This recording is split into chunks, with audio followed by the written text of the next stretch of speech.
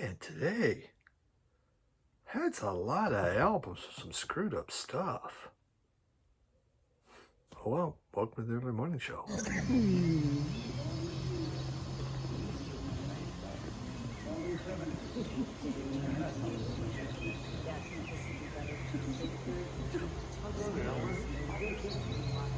And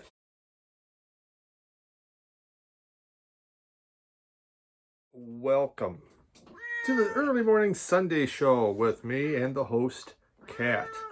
Kat says meow, as usual. And we'll wait for Kat to kind of sit down. Hope everyone had a great week. You know, la la la la la la la. It's all the week. Not a whole lot I really have to go through. I will say this though. I've been in a speech. I haven't done a speech contest in years. I'm in a group called Toastmasters. It's an international speaking group. Yes, international. How exciting!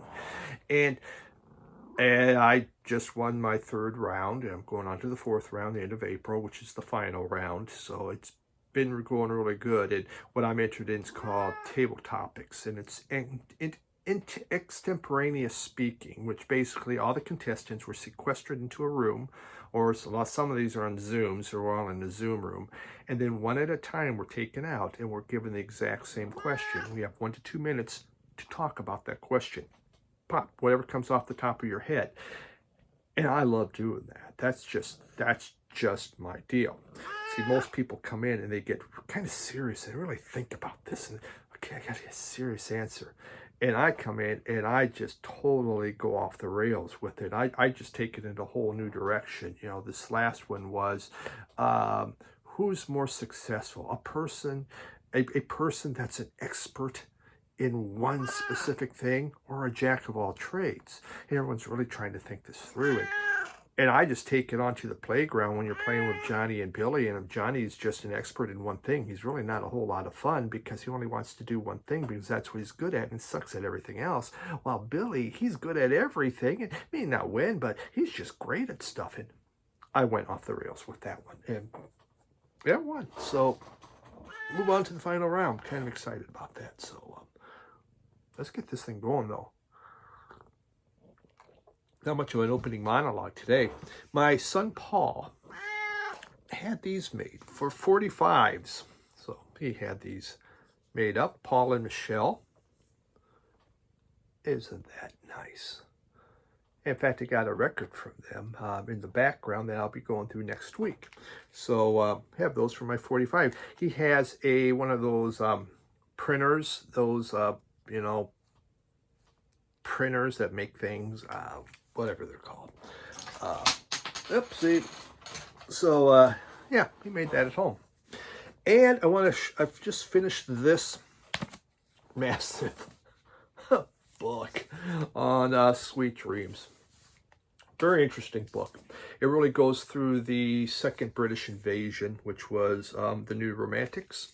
It starts with punk, kind of the formation, how the New Romantics came, more of as a anti-punk, as you know, punk was getting crazier, more violent. They began to have their own clubs. The clubs were not about coming in ripped up, but about dressing up, looking cool.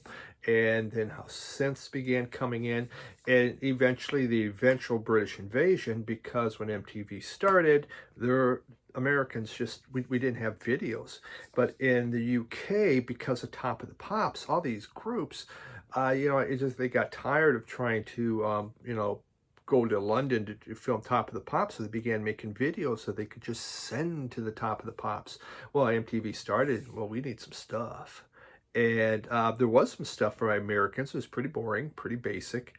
But the New Romantics, they had some really cool things, and they're little movies. So took off, and one time, 6 of 10 songs were New Romantic groups in the top of the charts. So neat book, a lot of interesting info. My problem though is, as an American, I'm not familiar with. They get a lot into club scenes. no idea what the club scenes were in London. All these names of the people and all that. They go a lot into the magazine publications. Again, not a clue. So those were the kind of things that kind of lost me, and they really got deep into that. It goes into the fashion designers. I can get that a little bit better. So those aspects of it, and at times they got really deep into it, and it was like blah, blah, blah, blah, blah, blah, blah, not registering because it didn't mean anything to me. But with the music, it was very interesting getting in how these groups are formed and done. Great reference book. I say it's big. There is some pictures. There could have been more pictures. That would have been more fun. But yeah, they're a little chintzy on it. So this is by The Story of the New Romantic, Sweet Dreams by Dylan Jones. Dylan Jones. So pretty good read. I got mine off of Amazon. It's just something that popped up and oh, look at that. Let's just give that a try. So I did, and I rather enjoyed it. So now, cat's down. He's ready. So we can talk records. And the first record today, this is exciting because this record is Douche approved. Douche seal of approval. And that's from the Vinyl Douche. He actually showed this, but I already had it ordered. And it is from the Tubs, Dead Meat. I heard about this album from a Uncut magazine, sampler CD. I showed one from Guided by Voices I bought because of that sampler CD. Sampler CDs are dangerous to buy. And this was another one I really liked on there, and I was able to pick up. And it's the Tubs. And the name of the album is Dead Meat. Group formed in 2019. I think this came out this year. If not this year, the very end of last year. And it is, the group was formerly called Joanna Gruesome. They're from Wales, a Welsh group. And what a cool name, Joanna Gruesome. But now they call themselves the Tubs. Joanna Gruesome sounds cooler than the Tubs, but Tubs is easier to say, and it's only 6 total letters. On this album, you will have, there's elements of post-punk, British folk, and there's a lot of jangle. For those of you that like a jangly guitar, you're going to like this. Again, this is the first album, and it really takes that 80s indie rock, kind of the REM, the Paisley Underground, kind of a janglier guitar, and makes good use of it. Now, there is this nervous churn of, say, like a Pylon, of that group in here. But there's also the melodic feel of Bob Mould and Sugar. And because, Sugarhead was Bob Mould made great melodies, though he could be very hardcore with the music. So it's pretty neat.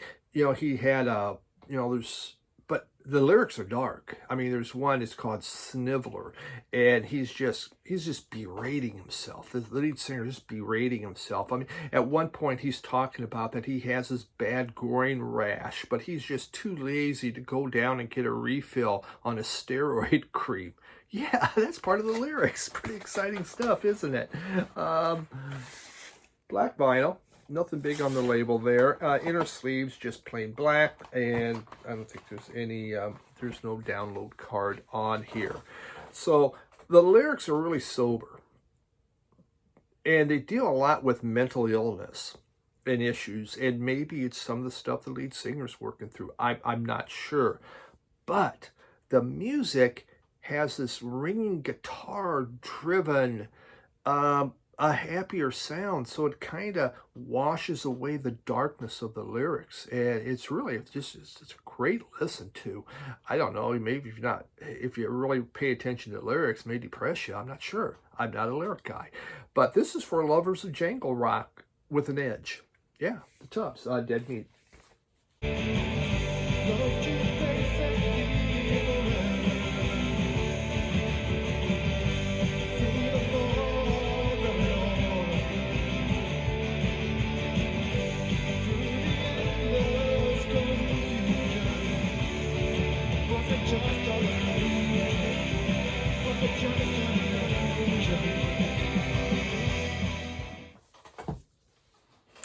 going back to a classic. Well, it's a classic person. There's Sid Barrett, and this is Opal. And I purchased this from the Bill Young collection. This Radio Wasteland that Bill Young, his wife Bridget, has allowed Radio Wasteland to sell some of his stuff, and then he gives the money to her, which is really neat. He doesn't make any money off this. He just he takes them in, sells it. He doesn't barter with it. He's going to get a good price, and then the money goes to Bill Young's wife Bridget. And this was one of the albums, Sid Barrett. And he was born in 1946, died in 2006. I'm sure anybody interested in music whatsoever, Pink Floyd, the original singer of Pink Floyd, and guitars. On here are 14 tracks. 14 tracks done between 68 and 70. And there's also a number of alternative takes that are on here. It's a 2-album set. This was released in 1988, and this is the 2017 reissue. It's pretty thick vinyl. It is mostly ragged kind of guitar, acoustic guitar. But you're going to hear, I'm going to put one where there's more to it. Other instrumentation is added. But, they were trying to, what can we get from Sid? Because, by now Sid was, his mind was fried. And so you find a lot of the lyrics are very childlike, and you could see that even in the writing of Pink Floyd. What Sid was writing was much more whimsical and childlike, but there's still some interest there, and so it's takes and stuff from the Madcap Lapse and from Barrett. So it is when I had this, in fact, I bought, in budget bins, the Madcap Lapse and Barrett in my old collection. Yeah, you could find that stuff, in the 80s in budget bins because no one cared. And I remember playing it, not liking it really that much. God, it's so boring and things. And I remember when this CD came out originally, I bought it. And like, oh, okay, whatever. I really liked it now.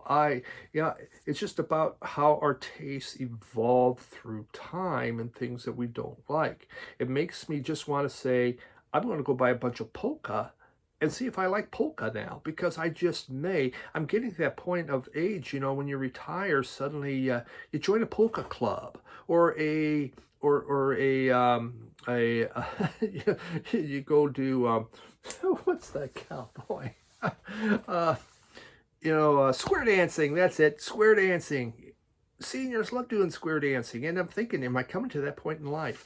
But this, and I veer away. But I found this much more interesting, much more enjoyable, and I quite liked it. The alternative takes, no, not really. You know what? Give me the best one. Let's be done with it. I don't care what is going through his mind. Wasn't quite there, but they're just trying, I think, make more out of this. Let's give them something more. Let's put more on here and charge them more. All about more. But Sid Barrett, Opal. I don't know what's available out there or whatever, but it was interesting.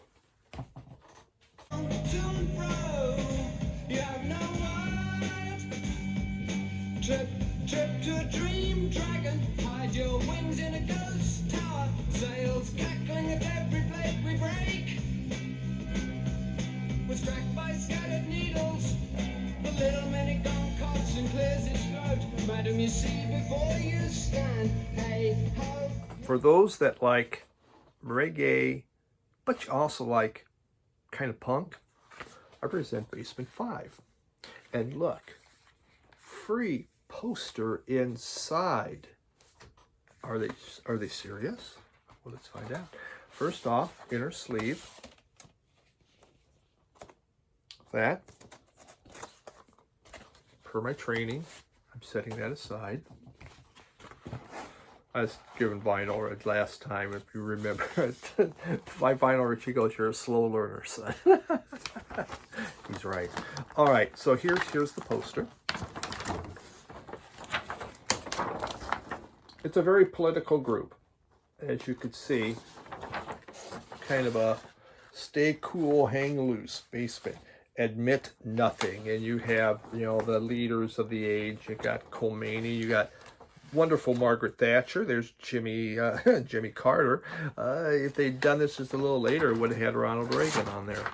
So, Basement 5. They did one album. They formed in 78. This is the only album they did in 1980. And is there anything special on the label for you? For those that, oh, that's a neat label, isn't that? Basement 5. It is reggae punk fusion, a reggae punk fusion band. At one time when they started, Don Letts, he actually was the second vocalist, but in 79, Dennis Miller became the vocalist. Dennis Miller is most known for being the photographer of the Sex Pistols and of Bob Marley, but I guess he could sing, so he came in. Very political album. In fact, they have one song just called Margaret.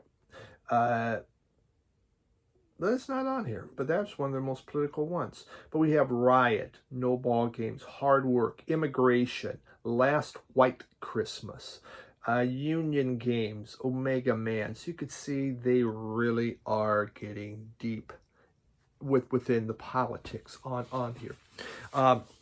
There's a reggae bass going on, but the guitars are post-punk. So it is just an interesting mix. This is the only album they did, which again came out in 1980. It's just punk-delivered lyrics, these searing guitars, pounding drums, and a dub bass. Very interesting thing. I found this, again, in my local store at Radio Wasteland. And there it was. Well, what's this? Let's just find out. And it's one of those happy things you buy and go, God, that's really kind of cool. Because you don't know what the heck you're getting. So really neat find. Get into some more deranged music. This is Devo's Gerald Cassell, Jihad Jerry, and the Evildoers. This was Record Store Day last year at some time. Oh, look, here we got plastic there. Okay, look at that. Nice shoes, very nice. This was kind of popular. A lot of people had it. I did not get it right at that time. And, you know, it was sold, you know, my local store sold out, but I found it out there. Hey, that's the thing with Record Store Day. Most of it, unless it's Taylor Swift related, you can generally find again. And so there it was, and picked this thing up. So what do I think of this? Basically, it's a Devo album. Most of the members of Devo played on this album. Cool little artwork there.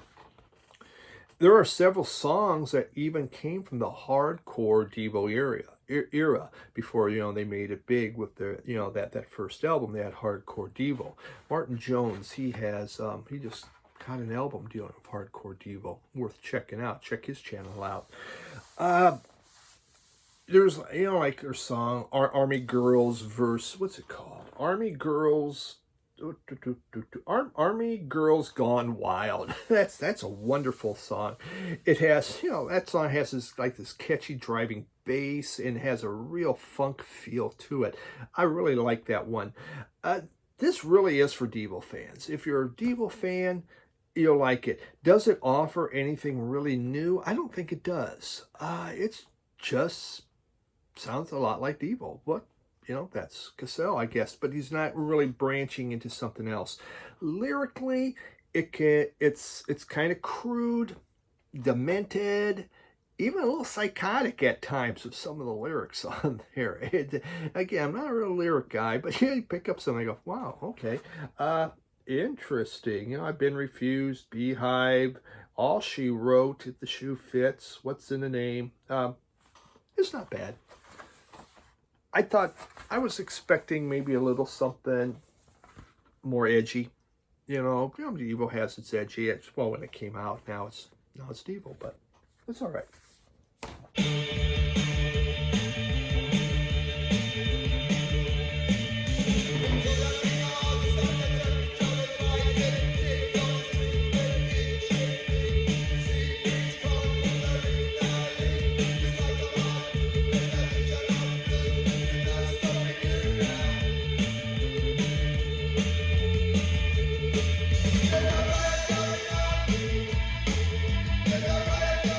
got a soundtrack. Galaxy, Guardians of the Galaxy. When this thing came out, when the movie came out, it's like, God, that's the greatest soundtrack in the world because it was the 70s AM radio. That's album 1. Album 2 is the soundtrack from the movie, the actual soundtrack. I love this movie. Now, fun story about this movie. I wanted to go see it. My wife will not see a superhero movie. Absolutely refuses. I'm not going to that. I'm not going to like it. So, Guardians of the Galaxy comes in. I said, there's a movie. It's a romantic comedy. It is? Yeah. It's called Guardians of the Galaxy. It looks kind of like superhero, but it's not. It's a romantic comedy. I think you'll like it. Oh, okay. Let's go then. Man, you talk about getting stink eye. Wow. It starts going, this is a superhero movie. I go, it is? Huh. You just play stupid. Oh, man, I can't believe it. Well, we're here. Let's just watch it. She loves Groot. She loves Groot. Go, she'll never say she likes it. She likes Groot. I got her to go to Guardians of the Galaxy 2. Now 3's coming out, so I'm going to work on her because Groot's there. I really like Groot. I mean, the movie's like one of my favorites. I love this movie to death. But the soundtrack is awesome. I haven't had it. It was out there at a great price, and why not pick that thing up? And so I did. Happy as all get out. Great stuff. 70s classics. I mean, my God, Hooked on a Feeling, Go All the Way by the Raspberries, Spirit in the Sky. Oh, wow. Fooled Around and Fell in Love. This was my 45 collection right there. Then we're getting back in a little more kind of the reggae. In England, they called them the beat. In the US, we called them the English beat. In Australia, they called them the British beat. Kind of tough to be in a band where everybody has to call you something different due to copyright laws. Formed in Birmingham, and that was from 78 to 83. They did reform in 06. It fuses Latin, ska, pop, soul, reggae, puts it all together. They did 4 albums. Of course, ska was big when it started, but it kind of began to fade out. But they did 4 albums. 3 of them were in the 80s. I believe this was the very first one. And it really mixes Jamaican. The group is a mix of Jamaicans and then, of course, people from Birmingham, the English. It came out, and it was actually 1980 it came out. I Just Can't Stop It. And it is their debut album. This had the hit Mirror in the Bathroom. You find it almost any kind of compilation. Great song. And this stayed in the British charts for 8 months. Mirror in the Bathroom did. So it really was popular. They do some Prince Buster songs on here. Rough and Wine, I believe, are both Prince Buster songs. Miracles, Tears of the Clown, really kind of cool how they do that. So they do some neat covers. It's fun, it's energetic, it's mostly very upbeat music. Well done. I had it in my old collection. This probably should have been on my midweek, what I brought back into my collection. But I just wanted to talk about the English beat a little bit. You can find this, inexpensive out there, and it is just a nice mix.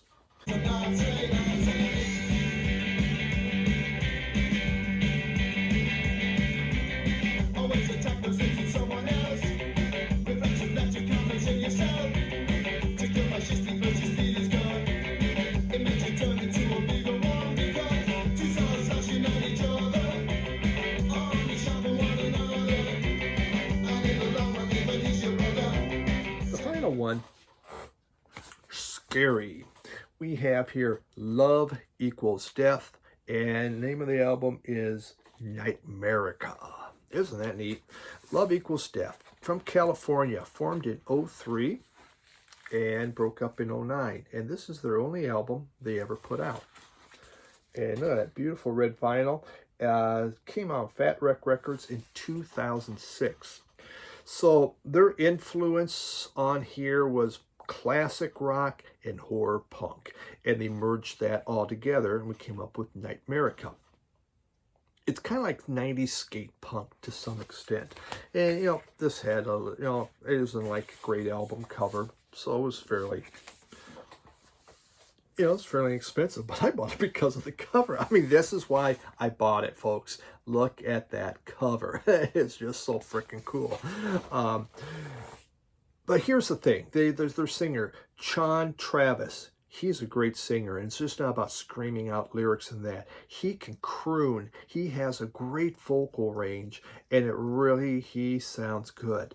It's really good hard rock happening, but there's also a softer side to this. I found it to be interesting. It was tight guitars, great drumming going on here. Sing along choruses. When We Fall was one, and there's a sing along chorus happening. Just great stuff. Creepy album cover, which makes it even more fun. So again, it's just, you see it, you know, well, let's see what happens. I try not to do that as much because I've limited my space, and, you know, I'm going to have to get, you know, you got to get rid of stuff eventually. But, you know, there's just times, what are you going to do?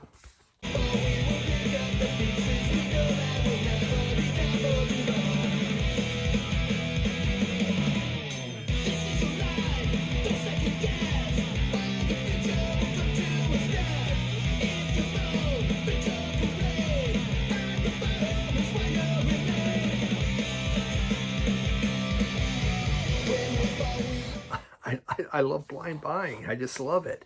And yeah, you get stuck at times, but that's it. That's what we have. Can't believe how quiet Cat was today. My God, he's quiet. Kind of nice. I could get through this thing without a whole lot of interruptions. So thanks for dropping by, and look forward to the midweek. Don't forget to podcast. I have a link below on the podcast. And please, last week we talked about Vinyl Resurgence CDs turning 40. So take a listen. This week we're going, we're going into something else that right at the top of my head I'm not thinking. Everyone have a good one. Bye.